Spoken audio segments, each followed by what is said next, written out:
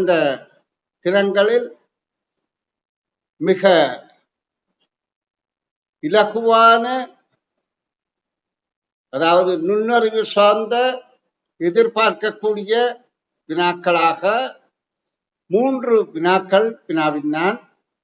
அந்த வினாக்களுக்கு அன்றைய தினமே மாணவர்கள் தங்கள் முயற்சியால விடைகள் அளித்திருந்தார்கள். முதலாவது வினா, இரண்டாவது வினா அனைவருமே சரியான விடைகள் அனுப்பி பாராட்டுக்களை பெற்றார்கள். மூன்றாவது வினாவில் ஒரே ஒருவர் மாத்திரம்தான் சரியான விடை வழங்கியிருந்தார். மற்ற அனைவரும் தவறான விடைதான் வழங்கியிருந்தார்கள். அப்ப அந்த வினாக்கள் 3க்கும் முதற்கண், ஏனென்றால் அது எல்லாத்தையும் தேக்கி வைத்திருந்தால் பிறகு நீண்ட நேரம் அதை விளக்கம் தர வேண்டிய சந்தர்ப்பம் ஏற்பட்டுவிடும். அதனுடைய அந்த வினாக்களை முதல்ல உங்களுக்கு விளங்கப்படுத்திக் கொண்டு நான் நாளாந்த கற்பித்தலில் ஈடுபடுகின்றேன். அப்ப இப்ப நான் உங்களுக்கு ஒயிட் போர்டு எடுத்து அந்த வினாக்களுக்கு விடை காணுகின்ற விளக்கங்கள் சொல்லித்தர போறேன். அப்ப நீங்கள் செய்ய வேண்டியது யாதென்றால், அதை விளக்கம் நான் வழங்குகின்ற போது நீங்க அதனை கவனமாக பின்பற்றும்படி, அதாவது நான் சொல்லித் தருவதை கேட்டு விளங்கி கொள்ளும்படி நான் உங்களை அன்போடு கேட்டுக்கொள்கிறேன். அப்ப நீங்க அதுல நான் விளக்கம் தருகின்ற போது கவனமாக விளங்கிக் கொள்ளுங்கள். முதலாவது வினாவாக நான் என்னால் அந்த வினா தொகுதியில கேட்கப்பட்ட கேள்வி, 8 வருடங்களுக்கு முன் ஒரு தந்தையினதும் மகனினதும் வயதுகளின் கூட்டுத்தொகை 36 வருடங்கள் ஆகும். தந்தை மகன் வயதுகளின் கூட்டுத்தொகை 8 வருடங்களுக்கு முன் 36 வருடங்கள் ஆகும். அப்பொழுது தந்தையின் வயது மகனின் வயதை போல், அதாவது மகன் வயதை போல தந்தையின் வயது 8 மடங்கு ஆகும். இன்னும் 8 வருடங்களின் பின்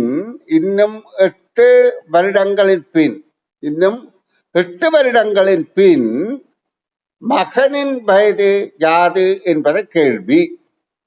நன்றாக விளங்கிக் கொள்ளுங்கோ. கேள்வியை மிக சுருக்கமாகத்தான் நான் இங்க குறித்திருக்கிறேன். 8 வருடங்களுக்கு முன் தந்தை மகன் இருவரது வயதுகளின் கூட்டுத்தொகை 36 வருடங்கள். அப்பொழுது தந்தையின் வயது மகனின் வயதை போல் 8 மடங்கு ஆகும். இன்னும் 8 வருடங்களின் பின் மகனின் வயது யாது என்று கேட்கப்பட்டது. அப்ப நாங்க இதுல என்னத்தை கைகொள்ளணும் என்றால், 8 வருடங்களுக்கு முதல் மகனின் வயது 1 மடங்கு, தந்தையின் வயது 8 மடங்கு. அப்போ மொத்தம் 9 மடங்குகள். அந்த 9 மடங்குகளும் தான் 36 என்றபடியால் நாங்கள் 36 9ஆல் வகுத்தால் 1 மடங்கு 4 என்பதை விளங்கிக் கொள்ளலாம்.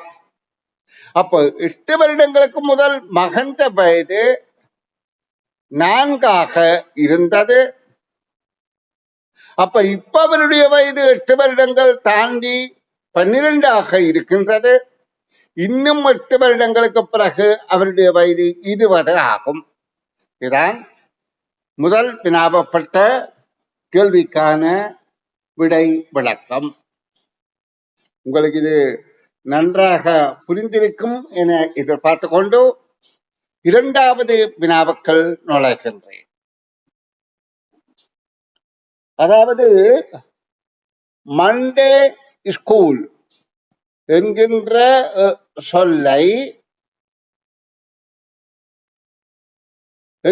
சொல்லை அதாவது அதில் ஒரு மாற்றம் செய்து அந்த சொற்களை மாற்றி இதை இப்படி எழுதலாமாக இருந்தால், OOOL SCH BAY MON என எழுதலாமாக இருந்தால்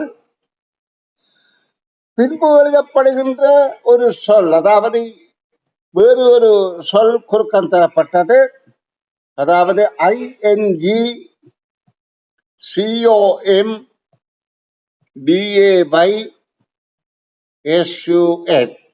உங்களுக்கு விளக்குற மாதிரியே நான் மூன்றாக இதை பிரித்து தந்திருக்கிறேன்.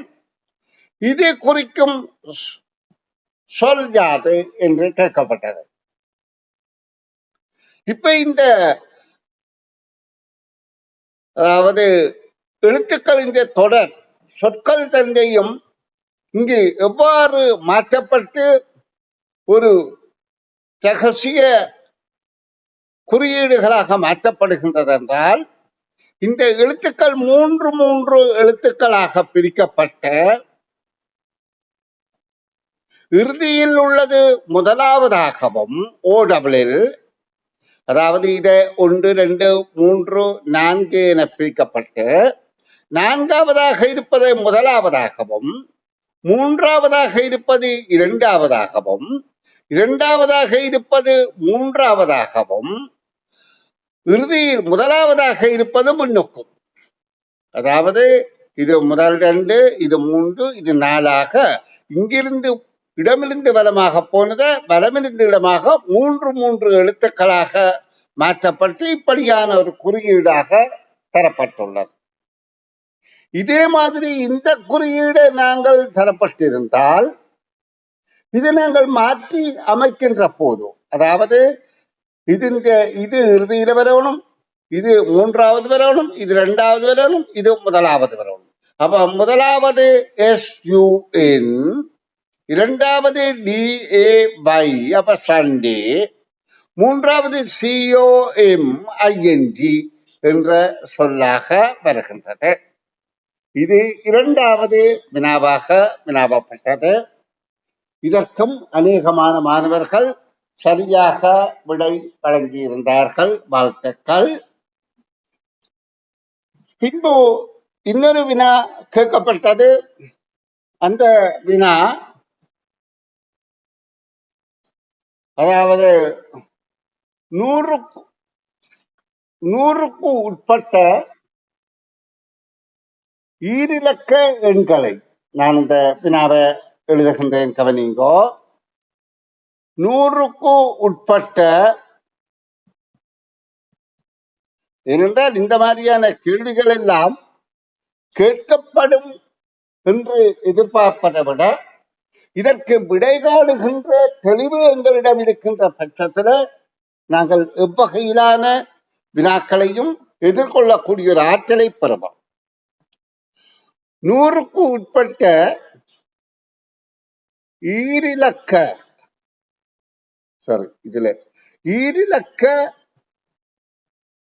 எண்களுள் ஒற்றை எண்கள், இரட்டை எண்கள், இரண்டுக்கும் இடையில ஒற்றை எண்களின் கூட்டுத்தொகை, இதுல உள்ள இந்த 100க்கு உட்பட்ட ஈரிலக்க எண்கள்ல ஒற்றை எண்களின் கூட்டுத்தொகைக்கும் இரட்டை எண்களின் கூட்டுத்தொகைக்கும் இடையிலான வித்தியாசம் யாது என்ற கேள்வி. நன்றாக கேள்வியை விளங்கிக் கொள்ளுங்க. அதாவது கேள்வியின் தாற்பயம் என்னென்றால்,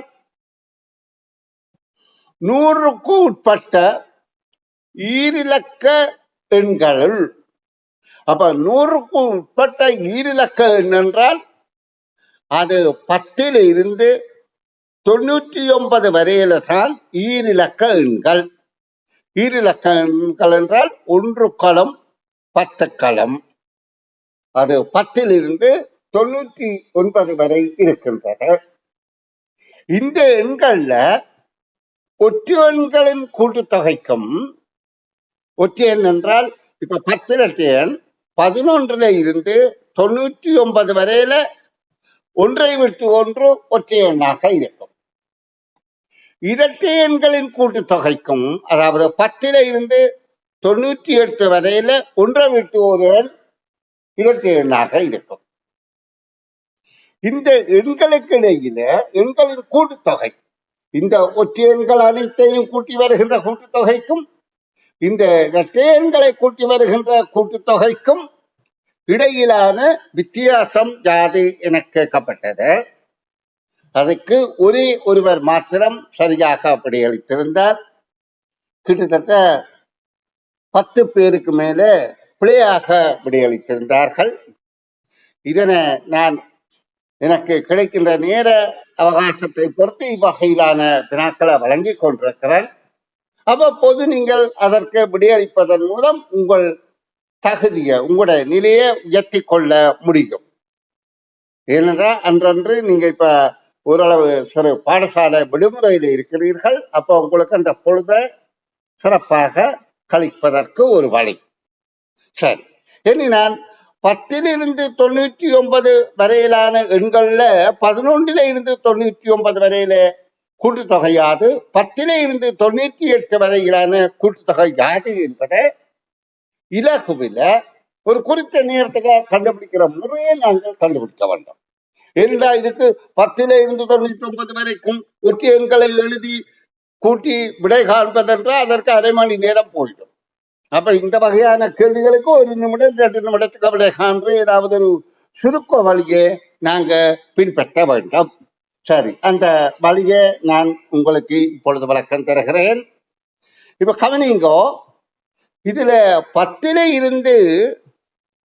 98 வரையில இரட்டை எண்களும் அந்த கூட்டுத்தொகை தான் கேட்கப்படுகின்றது. 11 99 வரையில ஒற்றை எண்களும் முதல் அவற்றின் கூட்டுத்தொகை மொத்த தொகையை நாங்கள் அறிந்து கொள்ள வேண்டும். இப்ப எங்களுக்கு அதுக்கு முதல் தெரிய வேண்டும், 10 99 வரையில எத்தனை எண்கள் இருக்கின்றன, எத்தனை ஈரிலக்க எண்கள்.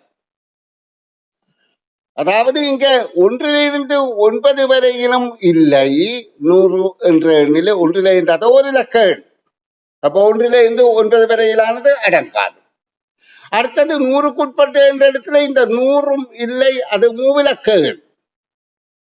அப்ப ஈரிலக்க எண் என்பது 10 99 வரையில தான் இருக்கின்றது. அப்ப இந்த 9 எண்ணோட இந்த ஒரு எண்ணும் சேர்ந்து இதுல 10 எண்கள் இல்லை என்றபடியால் இதுல எங்களுக்கு தெரிகின்றது ஈரிலக்க எண்கள் 90 இருக்கின்றது. அப்ப இந்த எண்கள்ல இது இரட்டை எண்ணாகவும் இது ஒற்றை எண்ணாகவும், ஆரம்பிப்பது இரட்டை எண்ணாகவும் முடிவது ஒற்றை எண்ணாகவும் இருப்பதால், ஆரம்பிப்பது இரட்டை எண் முடிவது ஒற்றை எண்ணாக இருக்கின்றபடியால் இந்த 90ல 45 ஒற்றை எண்களும் 45 இரட்டை எண்களும் இருக்கும் என்பது எங்களுக்கு தெளிவாகின்றது. அப்ப இந்த 45 என்றபடியால் எங்களுக்கு தெரியும் இப்படி 12 14 16 இப்படியாக போய்கொண்டு இங்கால 96 94 என்று அமைந்திருக்கும். 94 92 போடுவோம், இங்க 3 சோடி போட்ட வழிய. சரி, எல்லாவற்றையும் எழுதையில நான் உங்களை வழங்குவதற்காக இதை குறிக்கிறேன்.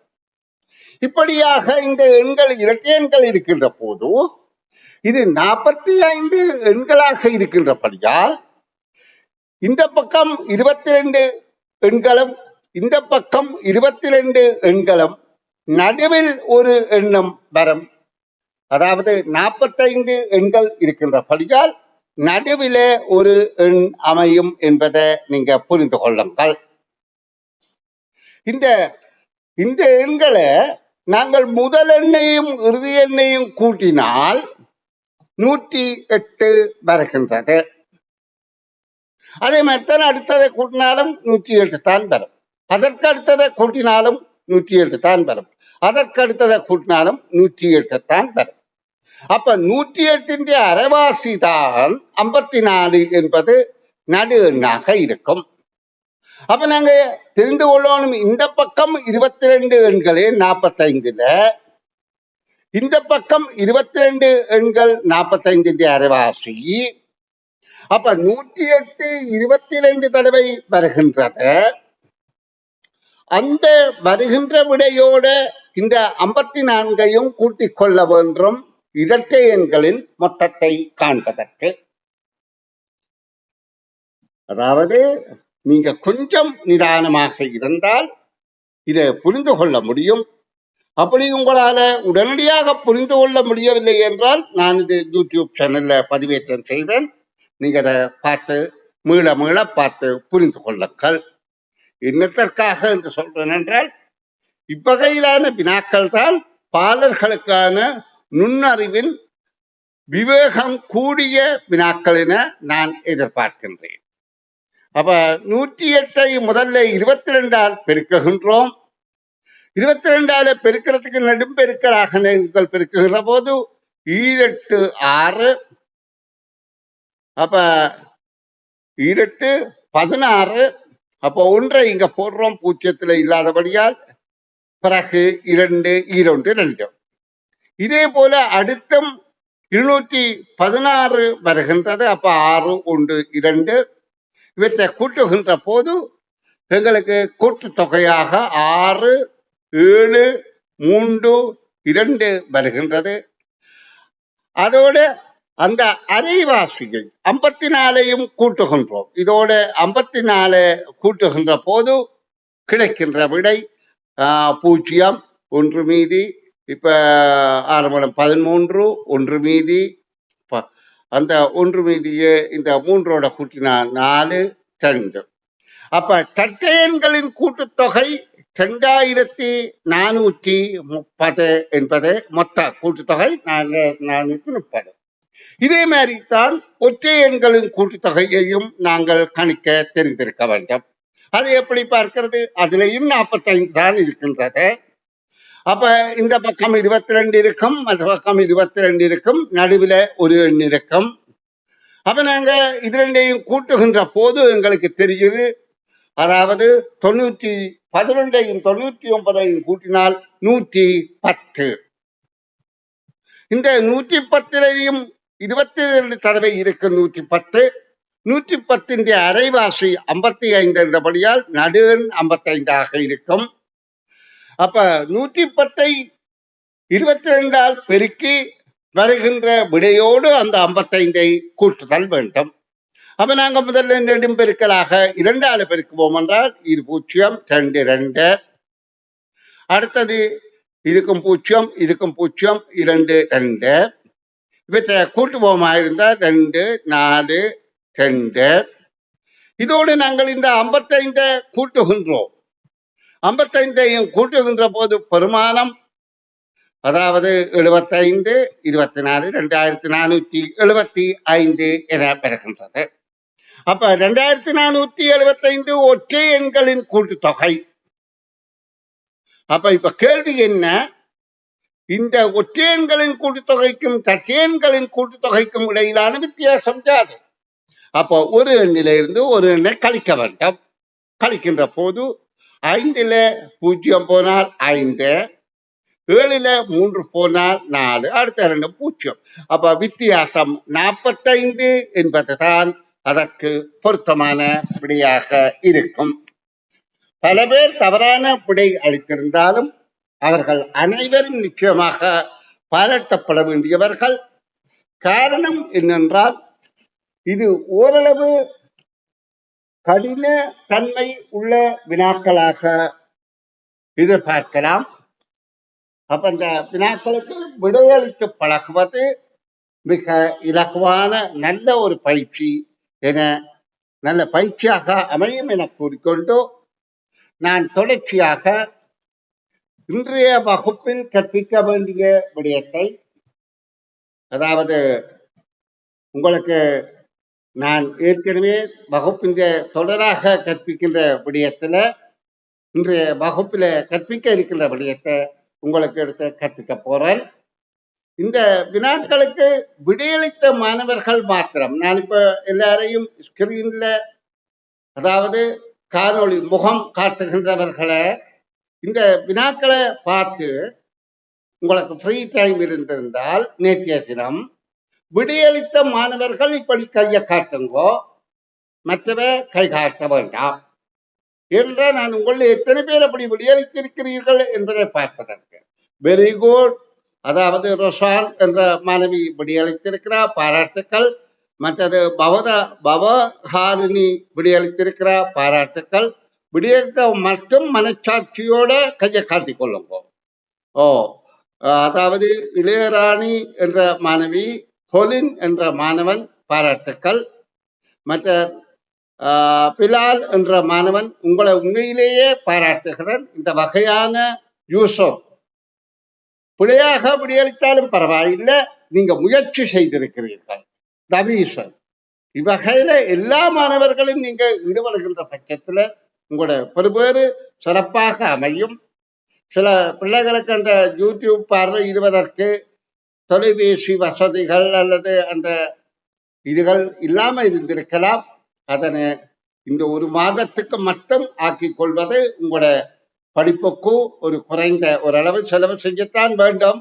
ஆனாலும் உங்களோட கல்விக்கு பயனாக இருக்கும் என கூறிக்கொண்டு நான் இன்றைய தொடர்ச்சியான வினாத்தாள் விளக்கத்துல ஓரிரு வினாக்களையாவது விளக்கம் தர விளைகின்றேன். அப்ப நான் இப்ப விளக்கம் தர வேண்டிய வினாக்கள், அதாவது எங்களுக்கு இடது வலது என்ற உருத்தோற்றங்கள்ல நேற்று 20வது வினாவரையில விளக்கம் தந்து அது காணொலியாக பதிவிறக்கம் செய்யப்பட்டது.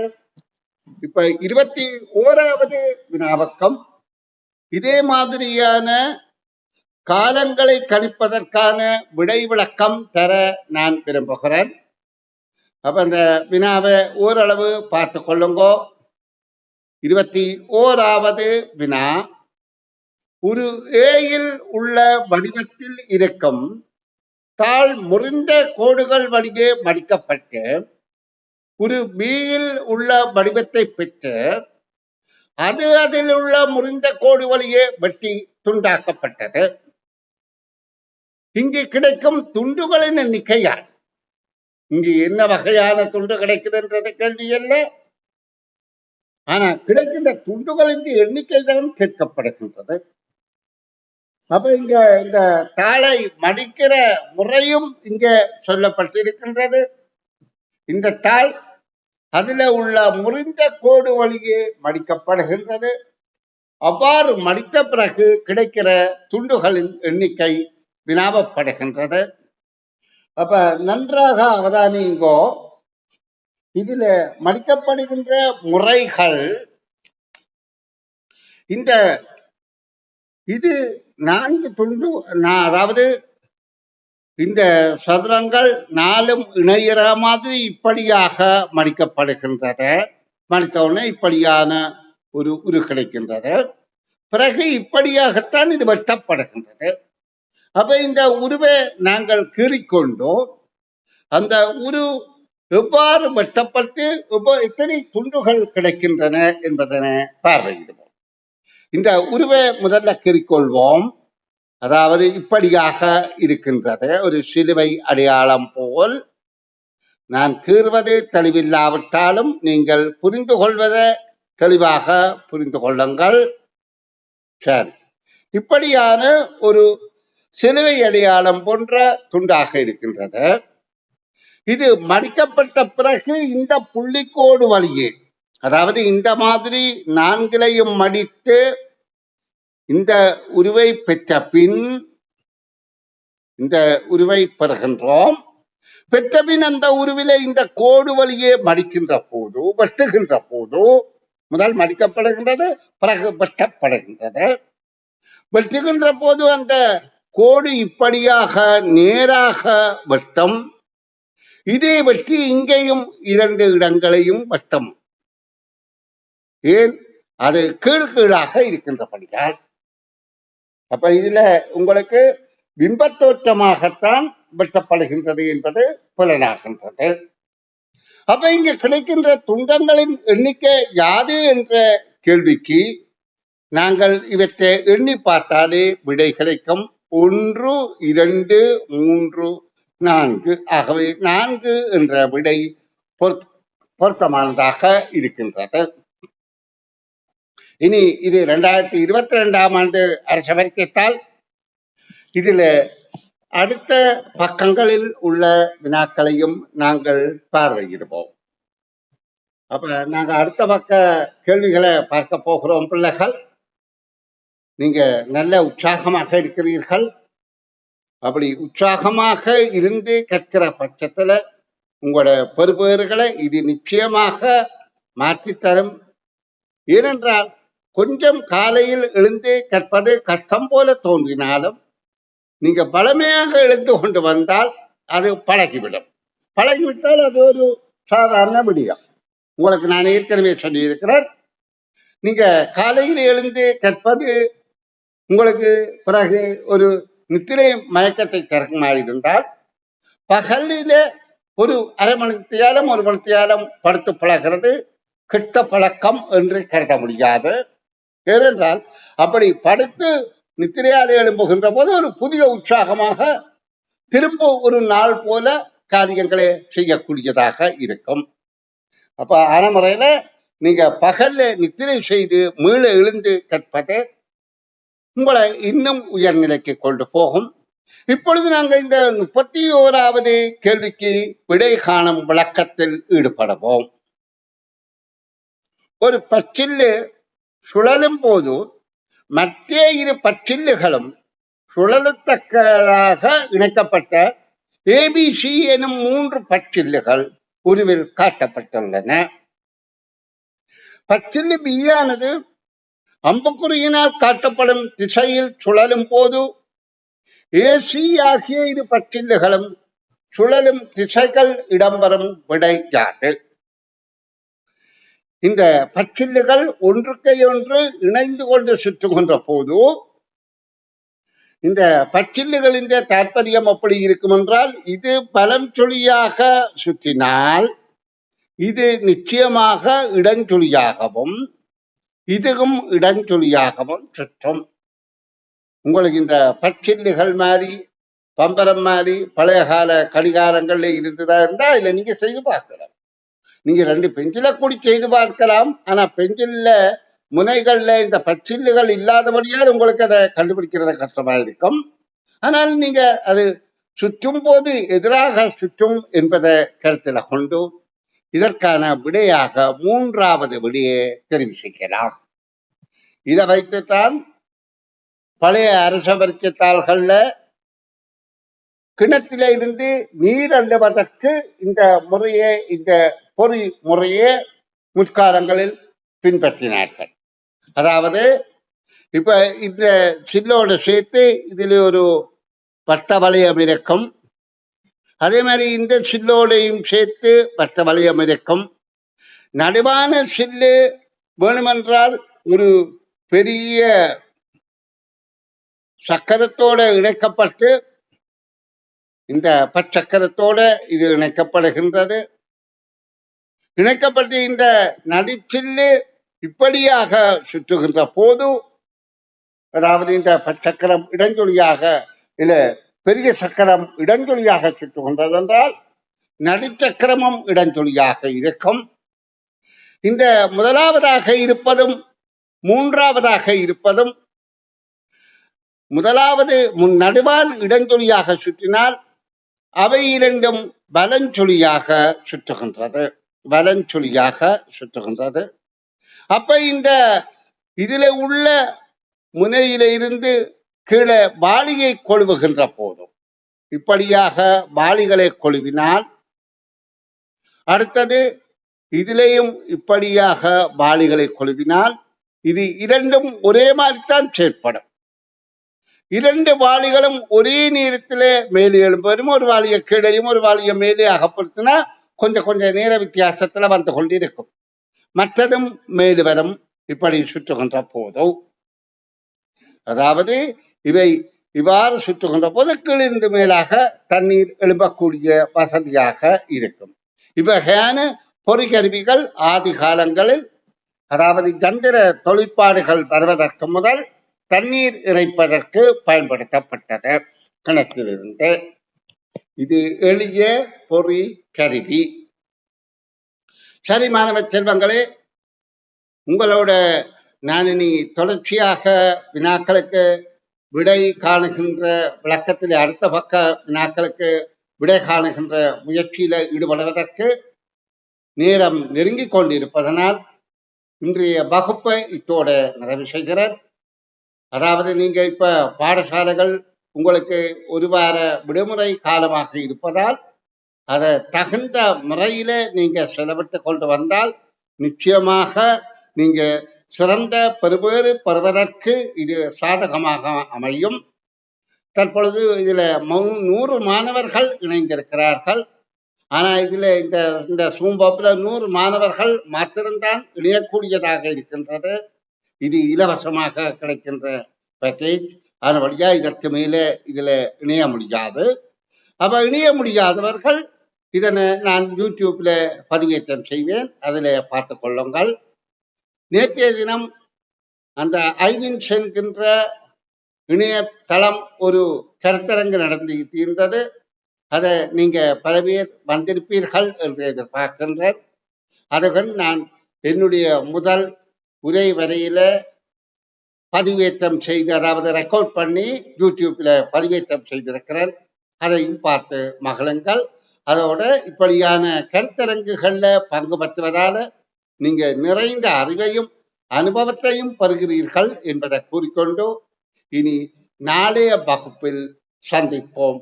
நன்றி மாணவர்களே. தொடர்ச்சியாக உங்கள் முயற்சி வெற்றிதனம் என கூறிக்கொண்டு வகுப்பை நிறைவு செய்கின்றேன்.